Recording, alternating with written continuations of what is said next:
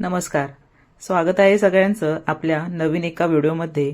तर मार्गशीर्ष गुरुवार सुरू झाले आहेत आणि 27 नोव्हेंबर 2025 रोजी पहिला गुरुवार झालेला आहे.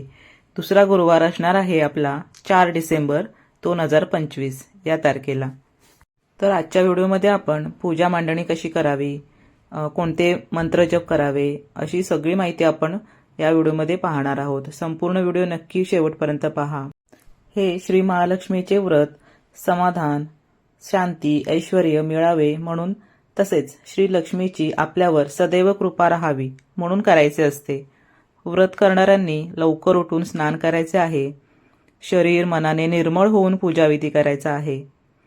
तसंच व्रताच्या दिवशी उपवास करायचा आहे. दूध आणि केळी असं खायचं आहे आणि रात्री भोजन करून उपवास सोडायचा आहे. पद्मपुराणात संसारी माणसासाठी हे व्रत सांगितलेले आहे. त्यामुळे पती पत्नी दोघे मिळून हे व्रत करू शकतात. हे व्रत करताना काही आकस्मिक अडचण आली तर पूजा आरती दुसऱ्या कुणाकडूनही करून घ्यावी. उपवास मात्र आपण स्वतः करायचा आहे. देवीची स्थापना करत असताना तिचे तोंड पूर्वेकडे किंवा उत्तरेकडे असेल असे आपण मांडून घ्यायचे आहे. देवीची स्थापना करण्यापूर्वी घरातील जागा, फरशी पाण्याने स्वच्छ पुसून घ्यायची आहे. ज्या ठिकाणी देवीची स्थापना करायची आहे त्या जागी चौरंग किंवा पाट मांडून घ्यायचा आहे. त्याच्या सभोवताली रांगोळी घालून घ्यायची आहे. तसंच गहू किंवा तांदूळ चौरंगाच्या किंवा पाटाच्या मध्यभागी आपल्याला वर्तुळाकार पसरून घ्यायचे आहेत. तर सर्वप्रथम आपण कोणतीही पूजा मांडत असताना सुरुवातीला आपण दिव्याची पूजा करत असतो. तर आपण आधी दिवा प्रज्वलित करून घ्यायचा आहे. त्याला हळदी कुंकू, अक्षदा आणि फूल वाहून आपण त्यांची पूजा करून घ्यायची आहे. स्वच्छ घासलेला एक तांब्याचा तांब्या घ्यायचा आहे. तो पाण्याने भरून घ्यायचा आहे. त्यामध्ये एक सुपारी, एक नाणं, दुर्वा, हळदी कुंकू, एक फूल असं टाकून घ्यायचं आहे. 5 प्रकारच्या झाडांची पानं त्याला लावून घ्यायची आहेत. किंवा जर तुमच्याकडे 5 पानं नसतील तर विड्याची पानं तुम्ही कलशावरती मांडू शकता. आंब्याची 5 पानांची डहाळी ठेवायची आहे. त्यानंतर नारळाची शेंडी वर राहील अशा प्रकारे एक नारळ ठेवून घ्यायचा आहे. कलशाला हळद व कुंकूची बोटे लावून घ्यायची आहेत. पूजा करत असताना ओम श्री लक्ष्मी देवे नमः, ओम ह्रीं श्री लक्ष्मीभ्यो नमः असे मंत्र बोलायचे आहेत. मंत्र जप करत आपण पूजा मांडणी करायची आहे. तुम्ही आता बघू शकता इथे आपण विड्याची पानं घेतलेली आहेत आणि ती आपण अशा पद्धतीने मांडून घेतलेली आहेत. त्याच्यावर आपण आता गणेशांची आणि श्री लक्ष्मीची जी मूर्ती आहे आपल्याकडे त्याची स्थापना करून घेणार आहोत. त्यासाठी आपण अक्षदा विड्याच्या पानावर ठेवले आहेत. हळदी कुंकू पण वाहून घ्यायचं आहे तिथे आणि त्याच्यानंतर आपण ती मूर्ती तिथे ठेवणार आहोत. मूर्तीला हळद कुंकू लावून घ्यायचं आहे. तसंच हळदी कुंकू लावल्यानंतर गणेशांना आपण दुर्वा फूल वाहून घ्यायचं आहे. त्यानंतर लक्ष्मी देवींची पण तशीच पूजा करून घ्यायची आहे. तुमच्याकडे जर मूर्ती अवेलेबल नसतील तर तुम्ही विड्याच्या पानावरती अक्षदा ठेवून त्याच्यावरती सुपारी मांडून सुद्धा हळदी कुंकू वाहून पूजा करू शकता. तुम्ही कलशाला तुम्हाला जसं सजवायचं आहे त्या पद्धतीने तुम्ही सजवू शकता. किंवा जी आपण कलश स्थापना तुम्हाला मगाशी दाखवली त्याप्रमाणे तुम्ही तसं स्थापना करून घेऊ शकता. सुरुवातीला मी इथे बघा तुम्ही बघू शकता पाटावरती इथे तांदूळ घेतलेले आहेत. त्याच्यावरती आपण तो कलश ठेवून घ्यायचा आहे.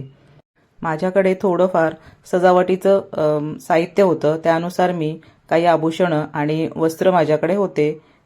त्यानुसार मी इथे कलश असा सुशोभित करून घेतलेला आहे. देवीची स्थापना करून घेतलेली आहे. बघा वेणी फूल वाहिलेलं आहे तिला आणि सुंदर असं देवीचं रूप आपलं महालक्ष्मींचं इथे तयार झालेलं आहे. तुम्ही बघू शकता. ओम केशवाय नमः, ओम नारायण नमः हा मंत्र स्वतःच म्हणून आचमन करायचे आहे. पळीने पाणी हातावर घेऊन ओम गोविंदाय नमः असे म्हणून हातातील पाणी तांबणात सोडायचे आहे. नंतर देवीला स्नान घालून हळदी कुंकू पुष्प वाहून देवीपुढे अगरबत्ती ओवाळून घ्यायचे आहे. धूप दाखवायचे आहे. नैवेद्य दाखवायचा आहे. मनोभावे देवीची प्रार्थना करून आपली काय इच्छा असेल ती आपण सफल होण्याची विनंती करायची आहे. फळं ठेवून घ्यायची आहेत. तसंच तुम्हाला काही आणखी सुशोभीकरण करायचं असेल तर तुम्ही करून घेऊ शकता. खूप छान असं वातावरण घरामध्ये तयार होतं, आपल्या आनंदाचं वातावरण असतं. आणि देवीच्या चौरंगासमोर एक पाट मांडून त्यावर बसून श्री महालक्ष्मी व्रताची कथा पण वाचायची आहे. नंतर श्री महालक्ष्मी महात्म्य वाचायचे आहे. वाचताना किंवा दुसऱ्याकडून वाचून घेताना मन एकाग्र ठेवायचे आहे. देवीला नैवेद्य अर्पण केल्यानंतर हात जोडून या पोथीला छापलेले श्री महालक्ष्मीला उद्देशून इंद्रदेवाने म्हटलेले नमन अष्टक म्हणायचे आहे. हे अष्टक म्हणण्यापूर्वी आपण मनात जी काही इच्छा असेल ती देवीला सांगून ती फलद्रूप व्हावी म्हणून देवीला मनोभावी विनंती करायची आहे. मग निरांजन ओवाळून आरती करून घ्यायची आहे. पद्मपुराणात सांगितले आहे की जे हे व्रत करेल, नित्यनेमाने करेल, तो सदैव सुखी समाधानी राहील. तसंच पूर्ण पूजा झाल्यानंतर तुम्ही कुठल्याही गुरुवारी, मार्गशीर्ष महिन्यातील कुठल्याही गुरुवारी अशी देवीची ओटी भरून घ्यायची आहे. त्याच्यामध्ये खण, नारळ, ओटीचे जे साहित्य असतं ते सगळं घेऊन हळदी कुंकू, अक्षदा आणि एक फूल असं घेऊन देवीची ओटी भरून घ्यायची आहे. आणि ही ओटी तुम्ही उद्यापन केल्यानंतर एखाद्या महिलेची ही ओटी तुम्ही भरायची आहे. तिला लक्ष्मी स्वरूप मानून गोडाचं खाऊ घालायचं आहे, नमस्कार करायचा आहे. रात्री श्री महालक्ष्मींची पुन्हा पूजा करायची आहे. एखादा गोड पदार्थाचा महानैवेद्य करायचा आहे. गाईला देण्यासाठी सुद्धा एका पानावरती गोग्रास काढून तो घास गाईला खायला घालायचा आहे. नंतर सहकुटुंब सर्वांनी भोजन पण करायचे आहे. दुसऱ्या दिवशी स्नान केल्यानंतर कलशातील पाणी आपण झाडांना वाहायचं आहे. देवीची स्थापना केलेल्या जागी 3 वेळा हळदी कुंकू वाहून नमस्कार करायचा आहे.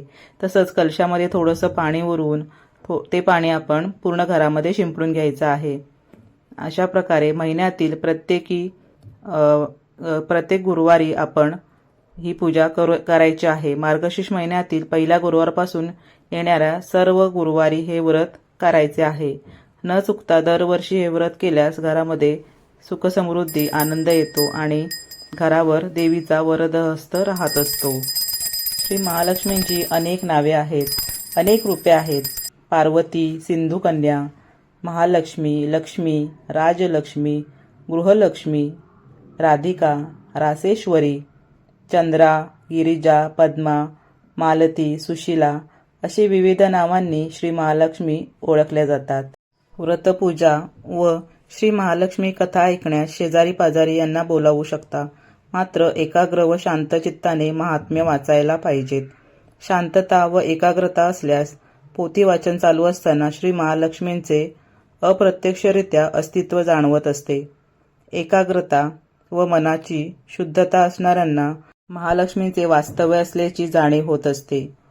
व्रताची सुरुवात मार्गशीर्ष महिन्यातील पहिल्या गुरुवारी करून 4 गुरुवार हे व्रत करायचे आहे. काही वेळा 5 गुरुवार सुद्धा मार्गशीर्ष महिन्यामध्ये असतात. शेवटच्या गुरुवारी या व्रताचे उद्यापन करायचे असते. व्रताच्या दिवशी रात्री गोड जेवण करून देवीला नैवेद्य दाखवून सहकुटुंब आपण भोजन करावे. उद्यापनाच्या दिवशी 5 किंवा 7 सुवासिनी घरी बोलावून त्यांना हळदी कुंकू द्यायचं आहे. एक महालक्ष्मी व्रताची प्रत द्यायची आहे, एक फळ द्यायचं आहे आणि त्यांना लक्ष्मी स्वरूप मानून त्यांची पूजा अर्चना करायची आहे. त्यांना गोडाचं काहीतरी खाऊ द्यायचं आहे आणि त्यांना नमस्कार करायचा आहे. तर तुम्हाला मी केलेली आजची ही गुरुवारची महालक्ष्मींची पूजा कशी वाटली ते मला नक्की कमेंट बॉक्समध्ये सांगा. आणि चॅनलवरती नवीन असल्यास सबस्क्राईब करायला विसरू नका आणि बेल आयकॉनचे बटन नक्की दाबा.